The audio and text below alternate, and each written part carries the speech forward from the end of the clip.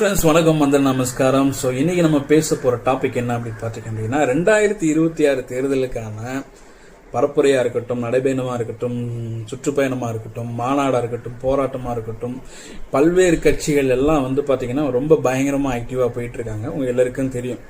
BJP சார்பாக நடந்த முருகன் மாநாடாக இருக்கட்டும், அதுக்கப்புறம் பார்த்தீங்கன்னா பாமக கட்சியில் வந்து நடந்த வன்னியர் சங்க மாநாடாக இருக்கட்டும், பாட்டாளி மக்கள் கட்சியோட அந்த மாநாடாக இருக்கட்டும், அதுக்கப்புறம் பிசிகா கட்சியை சேர்ந்து ஒரு மாநாடு நடந்தது. அதுக்கப்புறம் பார்த்தீங்கன்னா டிஎம்கே சார்ந்து பல மாநாடுகள் நடந்துச்சு. ஏடிஎம்கே வந்து பல மாநாடுகள் ப்ளஸ் அது போக பார்த்தீங்கன்னா எடப்பாடி வந்து அவருடைய சுற்றுப்பயணத்தை தொடங்கிட்டாரு. பல்வேறு இடங்களில் பயங்கரமாக புரட்சியாக பேசிகிட்டு இருக்கிறாரு. இன்னொரு பக்கம் பார்த்தீங்க அப்படின்னா தேமுதிக அவர்களுடைய வந்துட்டு பரப்புரை, அதே மாதிரி சிறு சிறு மாநாடுகள்லாம் வந்து பயங்கரமாக போயிட்டு இருக்கு.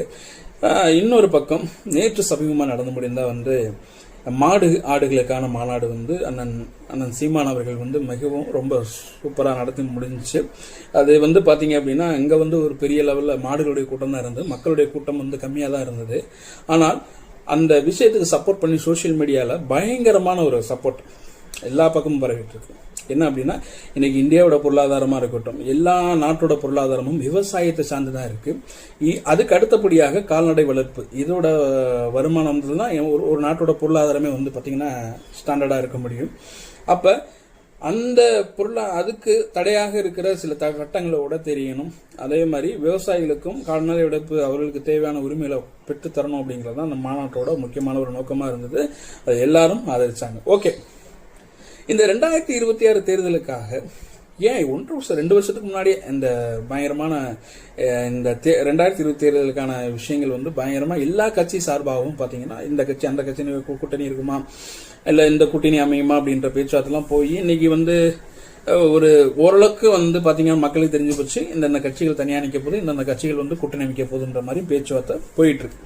ஓகே, இவ்வளவு இதுக்கு முக்கியமான ஒரு காரணம் என்ன அப்படின்னு பார்த்தீங்கன்னா தமிழக வெற்றி கழகம். ஏன்னா தமிழக வெற்றி கழகத்தோட வளர்ச்சி வந்து வேற மாதிரி இருக்கு. நம்ம வீடியோகளையும் நம்ம பேசியிருந்தோம். ஏன்னா விஜய் அவர்கள் வந்து பார்த்தீங்க அப்படின்னா அவர் மேலே வைக்கப்படுகிற குற்றச்சாட்டுகள்லாம் அவர் உடச்சி எறிஞ்சிட்டு ப்ரெஸ் மீட் கொடுக்குறாரு, பப்ளிக்கை மீட் பண்ணுறாரு, பாதிக்கப்பட்ட மக்களை நேரில் சந்திச்சு போயிட்டு ஆதரவு சொல்லி உதவி பண்ணுறாரு. குறிப்பாக பார்த்தீங்கன்னா திருப்பூணத்தில் நடந்த அந்த கஸ்டடி டெத்து, அதுக்கு அந்த பையனுடைய வீட்டுக்கு போய் ஆறுதல் தெரிவித்து அவங்களுக்கு உதவி பண்ணியிருக்கிறாரு. பருந்தூர் விமான நிலையத்துக்காக போராடிட்டு இருக்கிறாரு. இந்த மாதிரி நிறைய விஷயங்கள் பண்ணிட்டு இருக்கிறப்ப மாற்றத்தை விரும்பக்கூடிய மக்கள் எந்த ஒரு பிரிவினையும் பேசாத ஒரு சமூக நிலையை சார்ந்த ஒரு கட்சிக்கு ஆதரவு கொடுக்க போறாங்க அப்படின்னா அது தமிழக வெற்றி கழகம் அப்படிங்கிற எந்த ஒரு சந்தேகமும் கிடையாது.